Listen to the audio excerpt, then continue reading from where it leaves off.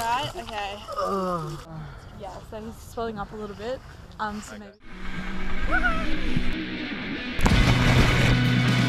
There you can see the peak.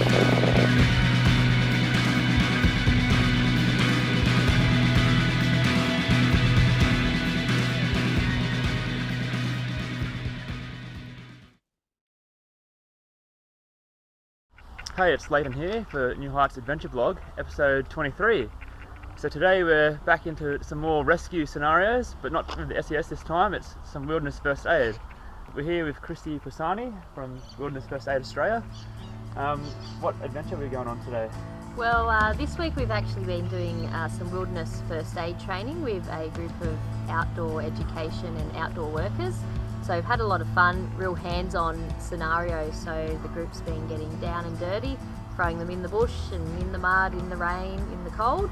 And yeah, it's been really good. And today's another day of that journey. In fact, our final assessments. So Christy, tell us a little bit about yourself. Okay, so I pretty well grew up as an outdoors lover.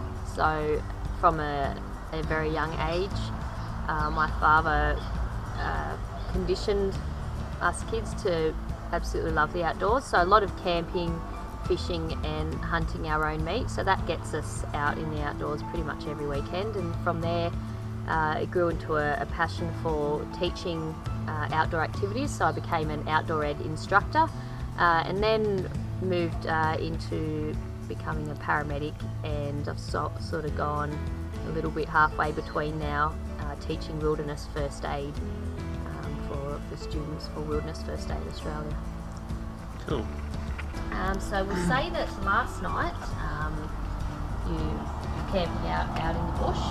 This morning you've got up to start your hike, had a bit of breakfast, and all of a sudden you're starting to feel a bit ill, just a bit lightheaded, and then your symptoms progress to this itchy sort of rash around here. You're starting to get really itchy, and then you begin to vomit. What's actually happening to you is this the early stages of anaphylactic reaction. So I'll leave it to you to decide what your actual allergen is. Before you head off to your various spots, you're going to be loaded up with a bit of vomit as well. You can put it into your mouth, into your airway if you like. You can just put it down the front of you, or you can just have it in your hand as if you've just spewed it up. And if you're really a big princess or a sook, I'll put it on the ground next to you, so you don't even have to touch it, please. So what's happened to you?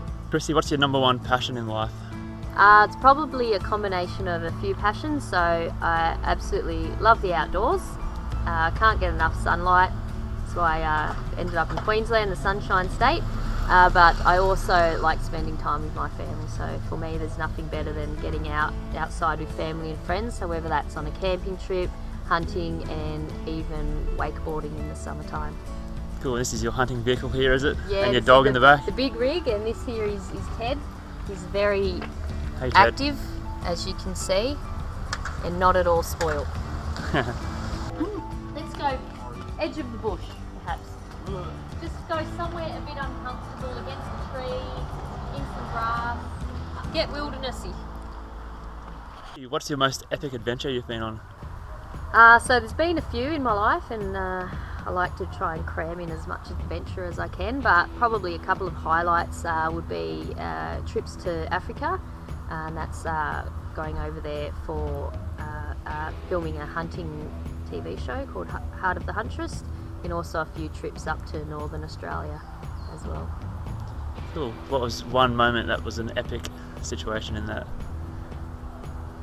Going head to head with a massive 1-ton beast armed with just a bow and arrow was probably a little bit hair-raising, and they say you should do something every month that gets the adrenaline going and scares the crap out of you, and that would probably be it. Nice. So tell us about this sustainable hunting thing you were talking about. So what we try and educate with Heart of the Huntress is to demonstrate to all people that hunting's not a bloodthirsty sport, and that actually hunters are animal lovers, And what we do is to take out our own meat, but we're also protecting the natural and agricultural environment through herd management, selective hunting, and a lot of the hunting that we do, the meat, for example, it will go to African communities who are poor and don't have access to a lot of food. So it's just emphasising to people the positive nature of hunting and how it can be quite misconceived. Cool. Brush is on. Yep.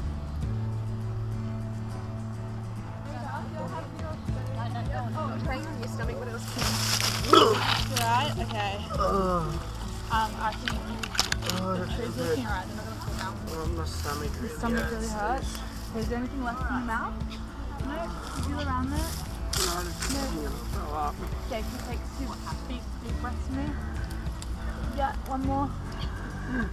Okay. Did you fall down from anywhere? No, I just feel really sick. Okay, we'll just... Oh no. Keep coming. Stop. Keep coming.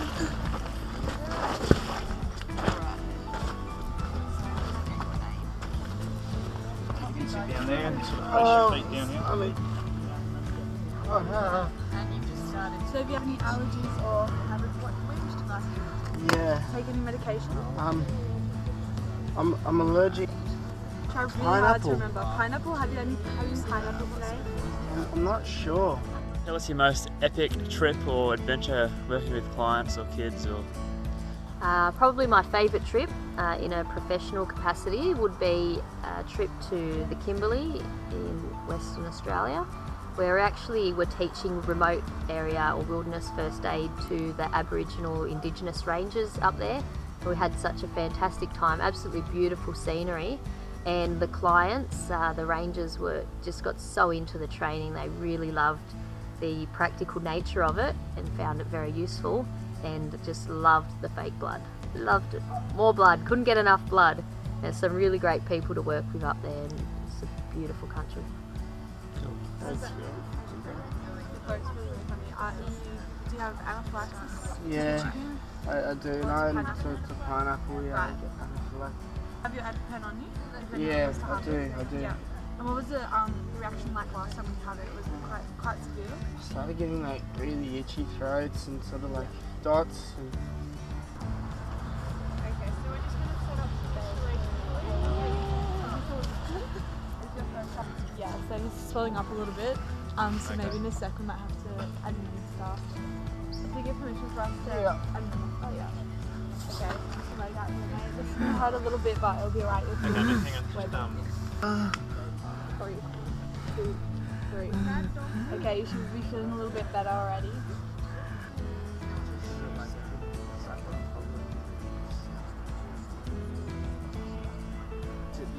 set the e-probe off, yeah, that's a good idea.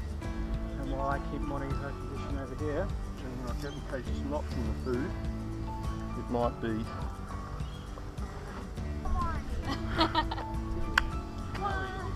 Alright, we'll call it there, guys. Just tell us a bit of final parting advice here before we head off. My advice to anybody who works or plays in the outdoors, and I'm putting my first aid instructor hat on here, but it's so important to not just have first aid equipment but also know how to use it. So really get on a course that is practical, where you get to use hands-on skills to put all of that into practice, and you could just save somebody's life out there. So what's the name of the company? So I work for Wilderness First Aid Australia, based in Victoria, and we do first aid courses all around the country. Cool. And what was your hunting one again? Heart of the Huntress TV series, and you can follow that on the Heart of the Huntress Facebook page. Cool. Well, thanks Christy for taking the time to hang out and teaching me some more skills, and yeah, hopefully we might rescue one of you guys one day, or hopefully not. But Hopefully not. We'll hopefully do a good job if we do. Okay. Thanks, Leighton. See ya.